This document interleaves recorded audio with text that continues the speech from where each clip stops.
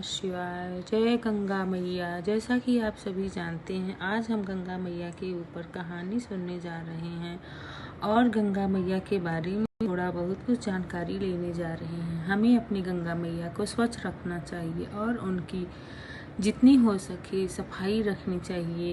गंगा जी में उतरने से पहले गंगा जी को प्रणाम करना चाहिए, उनका आचमन करना चाहिए, तब उसके बाद गंगा जी में उतरना चाहिए और स्नान करना चाहिए। जैसा कि हमारी धरती पे गंगा माँ कब उतरी थी, कैसे उतरी थी, सभी जानते हैं। इस बार गंगा दशहरा 5 जून और 6 जून, इस दिन गंगा दशहरा 2025 गंगा दशहरा कब 5-6 जून जाने इस दिन क्या क्या महत्व है।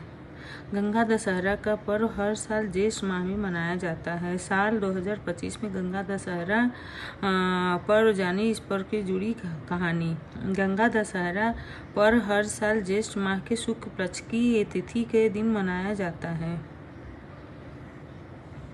जिसका अर्थ है गंगा का अवतरण, यानी इस दिन गंगा नदी धरती पर अवतरित हुई थी।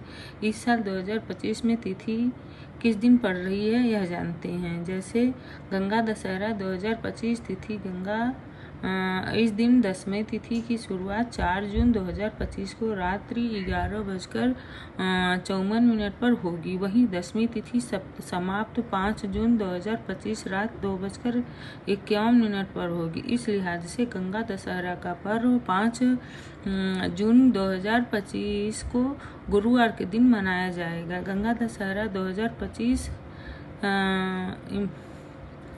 इम्पोर्टेंट क्या है। गंगा दशहरा का पर्व निर्जला एकादशी से एक दिन पहले मनाया जाता है। इस दिन गंगा स्नान का विशेष महत्व बताया गया है। गंगा में पवित्र स्नान करने से सभी प्रकार के पापों से मुक्ति मिल जाती है। गंगा दशहरा का पर्व देवी गंगा को समर्पित है। जब गंगा भागीरथी के पूर्वजों की शापित आत्माओं को शुद्ध करने हेतु पृथ्वी पर अवतरित हुई थी। पृथ्वी पर आने से पहले देवी गंगा भगवान ब्रह्मा की कमंडल में निवास करती थी। गंगा दशहरा पर भक्त देवी गंगा की पूजा करते हैं और स्नान करते हैं। गंगा दशहरा के दिन गंगा में स्नान करना और दान पुण्य करना अत्यधिक माना जाता है। भारत की इस पवित्र नदी गंगा में श्रद्धालु स्नान करने के लिए प्रयागराज, गढ़मुक्तेश्वर, हरिद्वार, ऋषिकेश और वाराणसी आते हैं। वाराणसी में गंगा दशहरा उत्सव प्रसिद्ध है। गंगा दशहरा के दिन हजारों श्रद्धालु गंगा स्नान करते हैं और दशाश्वमेध घाट पर गंगा आरती में भाग लेते हैं।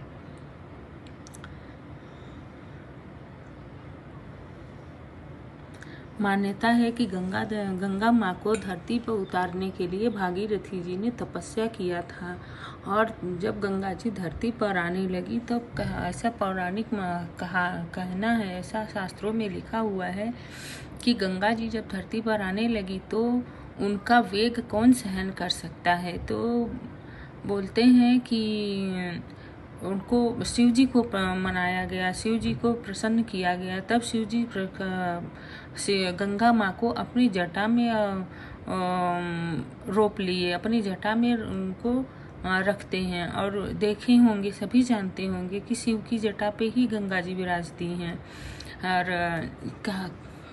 कुछ पुराणों में ऐसा भी कहा जाता है कि गंगा मैया पहले तपस्या की थी शिव जी को अपना पति पाने के लिए। जब शिव जी उनके पति नहीं हुए तो जब गंगा मैया को ये बात पता चला कि पार्वती उन्हें अपने पति रूप में पाना चाह रही है, तो गंगा मैया पीछे हट गई। उनको बताई भी नहीं कि हम शिव जी को चाहते हैं और पार्वती से शिव जी की शादी हो गई, विवाह हो गया। जो कि शिव जी ये बात जानते थे, वो तो अंतर्यामी घट के वासी सब कुछ जानते हैं।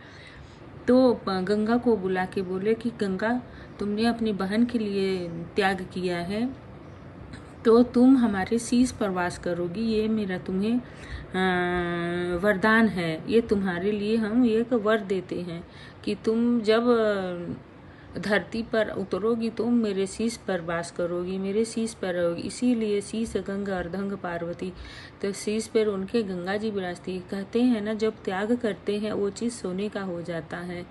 कहते हैं ना, देखिए आज गंगा माँ त्याग की, पार्वती माँ उनका अर्ध अंग पाई हैं और गंगा मैया उनके शीश पर वास करती हैं। इसलिए हमें सबको त्याग जरूर करना चाहिए। यही कारण है गंगा में भी कुछ धन डाला जाता है, सिक्के लोग डालते हैं कि कुछ त्याग करना चाहिए। कुछ छोड़ने से ही कुछ अच्छा होता है, कुछ छोड़ने से ही अच्छा मिलता है। हमारे गुरुदेव हम लोगों को यही समझाते हैं और जैसा हम लोग पढ़े सुने हैं, यही सुने हैं कि त्याग का बहुत फल होता है। भगवान राम ने त्याग गद्दी का किया तो आज भगवान राम पुरुषोत्तम राम कहे जाते हैं, क्योंकि अपने माँ बाप का आज्ञा मान के वो बन गए। और इसके ऊपर भी आगे कहानी कहेंगे, वीडियो बहुत बड़ा हो जाएगा। गंगा मैया की कहानी हम सुन रहे थे, आगे हम लोग कहाँ जा रहे हैं इस बात पर ध्यान रखना है। गंगा मैया का पूजा करना है, गंगा जी को स्वच्छ रखना है। वहाँ पर जाएंगे, स्नान करेंगे, कुछ भी वहाँ पर गंगा जी में नहीं डालेंगे सिवाय गंगा जी में एक सिक्का डालने के। सिक्का डालने की कुछ मान्यता रही है जो त्याग से संबंधित है। और जितना हो सके गंगा मैया की आरती करो, पूजा करो, लेकिन गंगा जी में और कुछ मत डालिए। अपने नहाओ खाली, स्वच्छ, खुद को स्वच्छ हो। स्वच्छ मतलब कि गंगा मैया में हम स्नान कर रहे हैं, माँ की गोद में खेल रहे हैं। अनुभव कीजिए कि हम माँ की गोद में आए हैं। देखिए कभी आपको जब गोद में नहाएंगे, माँ के गोद में जाएंगे, तो आपको लगेगा कि सच में माँ हमें कितना प्यार दुलार दे रही है, कितना आशीर्वाद दे रही है। जब हम उन्हें माँ मानते हैं तो हम उनमें कैसे थूकेंगे, हम उनमें कैसे कपड़े धोएंगे, हम उनमें और कुछ गलत काम कैसे करेंगे। इसलिए गंगा मैया को स्नान करिए, प्रणाम करिए, उनकी पूजा करिए, आरती करिए। जय गंगा मैया। आज के लिए इतना ही, फिर कभी मिलेंगे गंगा मैया की और बढ़िया से वृत्तांत कहानी सुनाएंगे। जय गंगा मैया। ओम नमः शिवाय। जय भोलेनाथ।